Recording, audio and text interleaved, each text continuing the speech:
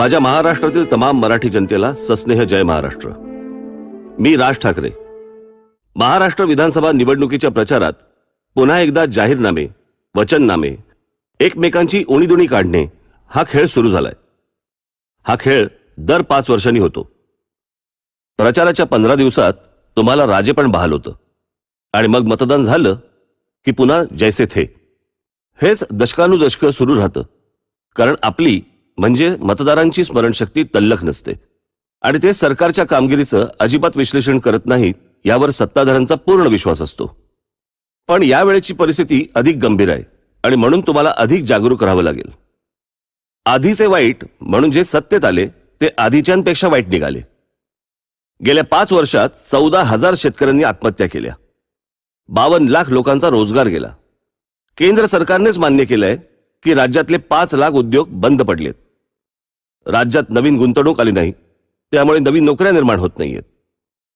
रस्त्यांवरचे खड्डे इतके भीषण झालेत की खड्ड्यात पडून मृत्युमुखी पडलेल्यांची संख्या ही दहशतवादी हल्ल्यात जीव गेलेल्या नागरिकांपेक्षा अधिक आहे। चेंगराचेंगरीत माणसांचे जीव जात आहेत। सार्वजनिक वाहतूक व्यवस्था तर जणू मृत्यूचा सापळाच बनली आहे। बरं, सरकार कोणालाही विश्वासात न घेता काही लाख कोटींचे बुलेट ट्रेन प्रकल्प उभारत आहे।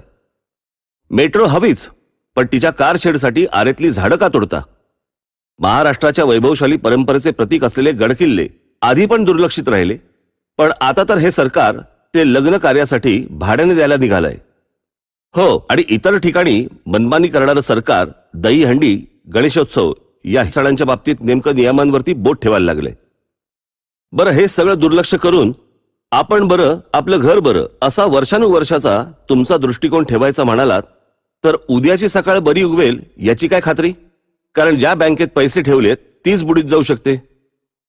ही परिस्थिती इतकी का खालवली तर सत्ताधारी वाईट आहेत हे उघड होतं, पण त्यांच्यावरती अंकुश ठेवायचं काम ज्यांच्याकडे होतं तो विरोधी पक्ष अगदीच भिकार निघाला। विरोधी पक्षातले नेतेच सत्ताधाऱ्यांच्या बरोबर जाऊन बसल्यावर पुढचा काळ अजून कठीण असणार, कारण इथले नाकर्ते आणि तिथले नाकर्ते एकत्र आले आहेत। आता काय करणार?